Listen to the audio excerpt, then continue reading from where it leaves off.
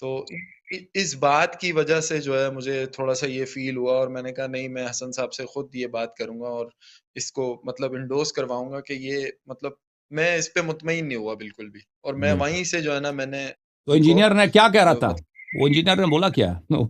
کیا اس نے کس طرح وہ انہوں ہاں نے مکن، کس انہوں نے جو انداز سے مکن لگا رہا تھا؟ انہوں نے جو ہے جواب یہ دیا کہ وہ واقعہ جو فدق والا جو مسئلہ ہے وہ ایک بالکل ہٹ کے ہے، لیکن بیسیکلی جو ہے وہ امام جو ہے وہ ان کو خلیفہ اول کو ہی مانتی تھی وہ. تو یہ بات انہوں نے کہی تو دلیل مجھے بڑا کہاں؟ دکھ. دلیل ہے، دلیل چاہیے نا اس بات کے لیے، اس کی بات کی وہاں پہ تو دلیل آپ کا. کو پتا ہے نا کہ وہاں ایسا کوئی وہ نہیں ہے کہ ہم دوبارہ اٹھ کے کوئی سوال، جیسے میں ابھی بھی کوئی بات بھی آپ کی کاٹ رہا ہوں تو آپ میری بات کو سن رہے ہیں. وہاں پہ ایسا کوئی وہ نہیں ہے. وہاں پہ اگر آپ نے ایک بار سوال کر لیا تو بس جو جواب مل گیا وہ آپ چپ چاپ گھر پہ لے جائیں. اب آپ نے آگے سے کچھ کمنٹ نہیں دینے. وہاں پہ یہ تو سین آپ اتنی دور سے آئے تھے تو تو بڑا ظلم ہے جی، بھائی. تو مجھے اسی بات کراچی کا سے دکھ ہوا. کراچی سے آپ جاتے ہیں پنجاب سوال کرنے جی کے سر. لیے، اور پھر جی آپ کو مثلا دوبارہ سوال کرنے کی اجازت نہیں ہے. بہرحال خدا ان کو بالکل جو بالکل. ہدایت کرے. اللہ تعالیٰ ہادی ہے، اچھا. ہو سکتا ہے کہ یہ شخص بالکل ہدایت پالے. جی ہاں، بات بالکل واضح بے ہے. شک. اچھا دیکھیں میرے بھائی، یہ تعصب ہوتا ہے نا انسان، یہ جی تعصب جی جی سب کو مار دیتا ہے. تعصب ایک ایسی چیز ہے، صحیح. غرور ایک ایسی چیز ہے کہ میں اپنی غلطی کا اعتراف کروں، اور میں اس بالکل کو جس مثلا ایک مسئلے میں غلط تھا اس کو اعتراف کروں، یہ بہت مشکل صحیح کام بات. ہوتا ہے. یہ اتنا بالکل مشکل نہیں ہے بعض لوگوں کے لیے، بہت سارے لوگوں کے لیے مشکل ہوتا ہے. یعنی جو لوگ رسول پاک صلی ہاں. اللہ علیہ وسلم کے زمانے میں تھے، جو کفار جی جی قریش کے تھے، ان کو تو وہ تو بڑے تیز آدمی تھے. قریش کے جو سردار تھے بالکل. وہ بیوقوف نہیں تھے، جی وہ جی بڑے دنیا دیدہ تھے. وہ تجارت کرتے تھے، دنیا دیکھا انہوں، یمن سے جاتے تھے، شام جاتے تھے، قافلے لے کے جاتے تھے، بہت فصیح بلیغ تھے، صحیح. اور اپنے قوموں کے بالکل. سردار ہوتے تھے. وہ جھگڑے وغیرہ ہوتے تھے تو سب بات انہی کی چلتی تھی، لوگ ان کی اطاعت کرتے تھے. اگر رسول پاک صلی اللہ علیہ وسلم سے کہتے تھے کہ نہیں، یہ بت جو ہیں یہ تو اپنا بھی دفاع نہیں کر سکتے، ایک مچھر بھی جو ہے ان پہ بیٹھ جائے مچھر کو بھی ہلا نہیں سکتے، وہ تو یہ بات تو سب سمجھ لیتا ہے، وہ سمجھ جاتے تھے بخوبی. صحیح بات. لیکن ان کے دل میں ایک بالکل. گمنڈ تھا، ایک غرور، ایک تکبر تھا کہ ہم کیسے صحیح بات. اعتراف کریں. ہاں، یہ ان کے لیے مشکل تھا بالکل. کہ ابھی ہم اعتراف کریں کہ ہمارے جو باپ دادا کا دین ہے وہ غلط ہے. ہم اعتراف کریں کہ صحیح. بھئی ہم آپ کی بات، میں سردار ہوں، میں اپنے قبیلے کا، اب میں آپ کی بات، جو آپ سردار بھی نہیں ہیں، اب میں آپ کا جو بالکل. ہے شیدائی بنوں، آپ کی جو آپ کہہ دیں میں وہ کر دوں. تو پہ یہی غرور، یہی تعصب صحیح ان بات. کو مار دیا. ہاں، ان کو مار دیا. اب یہ جو ہے نا، یہ ہر جگہ چلتا ہے، ہر جگہ. وَإِلَّا حق صحیح. بہت واضح ہے. جی سر، اور بالکل. مزید حکم کریں. سر ایک سوال آپ سے تھا میرا، وہ اس حوالے جی سے کہ یا علی مدد پہ جو ایک قرآن کی ایک آیت جو انجینئر صاحب بہت پیش کرتے ہیں کہ بھائی عیسیٰ اور ان کی ماں جو ہے وہ روٹی کے محتاج ہیں، قرآن کی ایک آیت پیش کرتے ہیں وہ کانا یا کہ کلان اللہ الطعام، تعالیٰ اس وہ کانا کھاتے تھے. میں. تو پھر آپ کیسے جو ہے وہ کسی سے مدد مانگ سکتے ہیں؟ تو جب بتوں کے بارے میں نہیں ہے، وہ تو ڈائریکٹ حضرت عیسیٰ اور ان کی ماں کے بارے میں، تو آپ پھر کیسے، وہ کانا آپ اس کھاتے کو تھے نا. کیسے؟ ہم بھی یہی مانتے ہیں کہ بھئی حضرت عیسیٰ علیہ السلام تو کیا ہمارے نبی صلی اللہ علیہ وسلم کھانا بھی کھاتے تھے. وہ جو ہے بیت الخلاء بھی جاتے تھے، وہ انسان تھے بھائی. وہ پیشاب بھی کرتے تھے، وہ ہر طرح سوتے بھی تھے. لیکن سونے کی حالت میں یہ کہ نبی کریم صلی اللہ علیہ وسلم کا دل نہیں سوتا تھا، آنکھ سوتی تھی، دل نہیں سوتا تھا. ٹھیک ہے نا. جی ہاں، وہ اللہ تعالیٰ کے بالکل محتاج تھے. تمام انبیاء بالکل. ہر لحظہ، ہر آن، ہر چیز میں، بڑے چھوٹے چیز میں اللہ کے محتاج ہیں، اللہ کے سامنے فقیر ہیں. اللہ اگر عطا کرے تو ان کے ہماری پاس ہے. اللہ زندگی اور سب کچھ ان کے اللہ کی جانب سے. یہ بالکل. صحیح لیکن بات ہے. اس کا مطلب یہ نہیں ہے، اس کا مطلب یہ نہیں ہے کہ وہ کچھ نہیں کر سکتے. ابھی میں صحیح. بھی آپ سے بات کر رہا ہوں، میری سب کچھ جو ہے، میری سانس اللہ کی جانب سے ہے. اللہ چاہے تو ابھی میری سانس بند ہو جائے، میرے دل کی دھڑکن اللہ کی اجازت سے، اللہ کے اذن سے. اللہ چاہے تو ابھی میرے دل کی دھڑکن بند ہو جائے. اللہ ابھی چاہے ٹھیک تو ہے. پوری دنیا والوں کو موت دے دے، اللہ کر سکتا ہے. بالکل اچھا سب تو لوگ. سر جی سر بولیں. آپ سے سوال یہ ہے کہ کوئی قرآن کی آیت مجھے ایسی کوئی بتائیں کہ جس میں میں واضح طور پہ یہ دیکھ سکوں کہ مجھے جو ہے وہ یا علی مدد کہنے میں کوئی قباحت نہ ہو، کوئی ایسی، کیونکہ میں اس چیز میں تھوڑا سا، مجھے خود بھی ایک خوف سا لگا رہتا ہے آپ کہ کہیں دیکھیں، ایسا نہ آپ ہو کے کہ میں ذہن میں جو شبہات ڈالے گئے نا، میں منتظر ہوں. میں چاہتا ہوں کہ جماعت مخالفین کے لوگ یہاں پہ کال کریں نا، وہ اپنا جی اپنا پوزیشن یہاں پہ واضح کر دیں کہ وہ کہتے ہیں کہ یہ چیز شرک ہے. پہلی بات ہے کہ اولیاء اللہ سے استمداد کرنا یعنی مدد مانگنا یہ صرف شیعوں کا کام نہیں ہے بھائی. یہ بالکل صرف شیعوں کا خصیصہ نہیں ہے. آپ کے جو بریلی جی حضرات ہیں سب یا رسول اللہ کہتے ہیں کہ نہیں کہتے؟ جی ہاں وہ بالکل کہتے ہیں. استمداد کرتے ہیں اولیاء سے، استمداد کرتے ہیں، استغاثہ سر کرتے یا ہیں. جی سر مطلب بولیں. یا کہنا ایک مدد والا جو کانسیپٹ ہم نے جو بنایا ہوا ہے کہ جی اگر کوئی ہم، بچہ بھی گر جاتا ہے تو ہم کہتے ہیں یا علی مدد. تو یہ ایک کانسیپٹ اس کے بارے میں مجھے قرآن سے کچھ ایسا چاہیے کہ میں اگر آگے کسی کو کچھ بتانا مطلب میں بھی اس کو ابھی ایکسیپٹ کرنے کے لیے میں انتظار میں ہوں کہ مجھے کچھ ایسا کچھ قرآن سے ملے کہ میں اس کو ایکسیپٹ کروں کیونکہ یہ جی بات مجھے بھی تھوڑی سی آکورڈ لگتی ہے. جی. تو آپ بات یہ ہے کہ یہ صرف شیعوں کا عقیدہ نہیں ہے کہ یہ جی جو استمداد کرنا ہے یہ صرف شیعوں کا، یہ جی. سب مسلمین کا اس میں یہ کرتے ہیں سوائے وہابی حضرات تو کے. اس میں اب کوئی قرآن کی کوئی آیت موجود اس ہے اس بات حوالے سے؟ میں سمجھ گیا آپ کی بات. جی تو یہاں پر بات یہ ہے کہ کیا اللہ کے سوا کوئی دوسرا شخص مدد کر سکتا ہے؟ یہ تو واضحات میں سے ہے بھائی. اللہ کے سوا اچھا دوسرا کیوں مدد نہیں کر سکتا؟ اللہ کے سوا کیوں مدد نہیں کر سکتا؟ ابھی جو لوگ زندہ ہیں ان کے متعلق تو کوئی بات ہی نہیں ہے نا. ٹھیک ہے جو لوگ زندہ ہیں ان کے متعلق تو کوئی بات نہیں ہے. مثلا ٹھیک ہے. وہاں بھی یہ کہتے ہیں کہ اگر کوئی شخص مر چکا ہے تو اس سے آپ مدد نہیں لے سکتے. تو یہ کہاں پہ لکھا ہے؟ دیکھیں نا یہ کہاں پہ لکھا ہے کہ اگر زندہ ہے تو مدد مانگ سکتے ہیں، مردہ ہے تو مدد ٹھیک نہیں ہے. مانگ سکتے؟ یہ کہاں پر لکھا ہے؟ سر بات یہ نہیں بات تو بات یہ ہے نا کہ اس جی کا سر. یہ تو پھر وہی بات ہو گئی کہ ایسی تو بہت ساری باتیں تو پھر اور بھی لوگ بولتے ہیں کہ یہ کہاں پر لکھا ہے. تو ہمیں تو یہ پتہ چلنا چاہیے نا کہ ہمیں یہ کہاں پر لکھا ہے کہ ہم اس کو ایکسپٹ کر لیں. دیکھیں بھائی ابھی میری بات چل رہی ہے، میں نے ابھی ختم نہیں کی نا. اچھا میری بات ابھی چل رہی ہے، ابھی میں نے ختم نہیں کیا. تو دیکھیں یہ صرف ابن تیمیہ جب آئے تھے، جب پیدا ہوئے تھے، انہوں نے یہ بیڑا اٹھایا.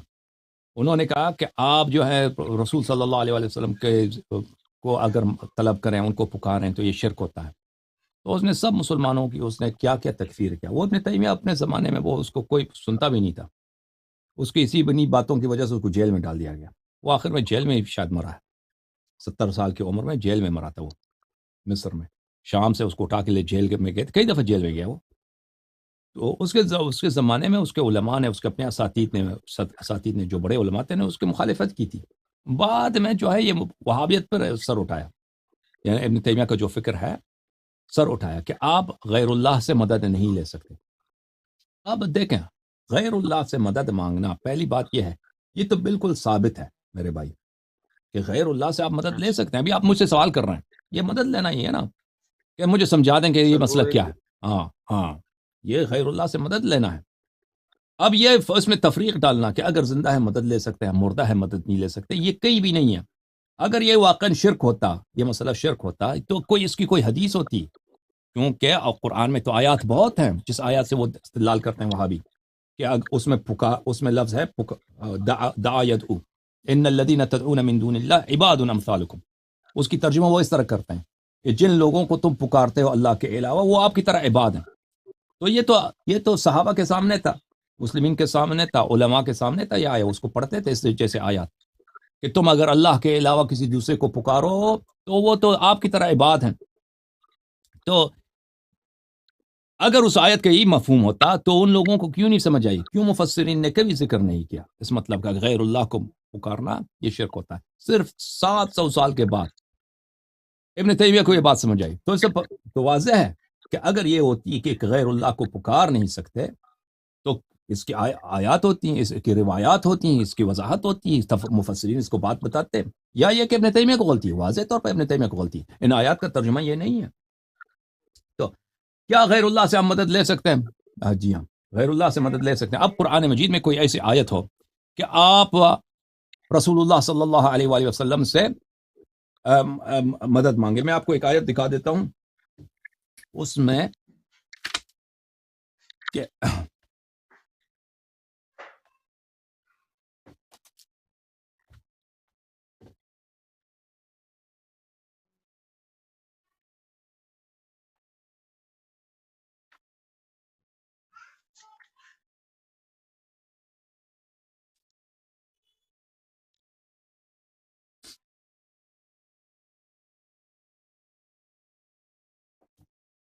یہ دیکھیں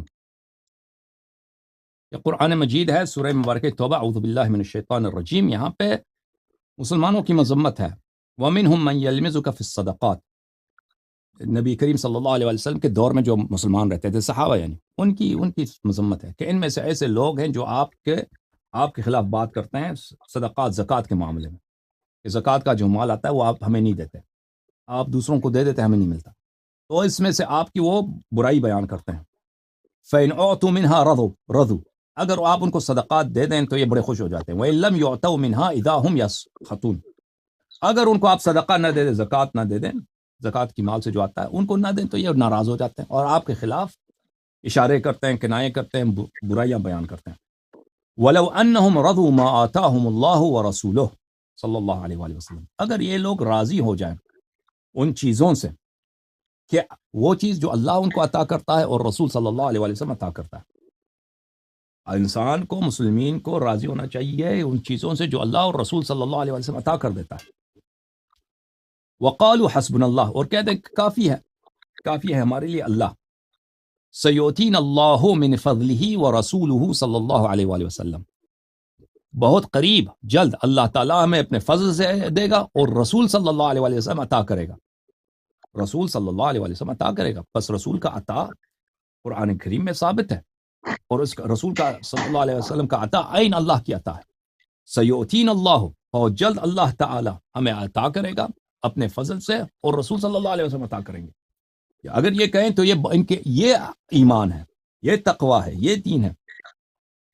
انا الی اللہ راغبون، ہم اللہ تعالیٰ کی طرف لڑتے ہیں اور اللہ تعالیٰ کی امید رکھتے ہیں اور اللہ تعالیٰ کی عطا کی امید رکھتے ہیں. بس رسول صلی اللہ علیہ وسلم کی عطا قرآن مجید میں اللہ کی عطا، اور یہ ثابت ہے، ٹھیک ہے نا.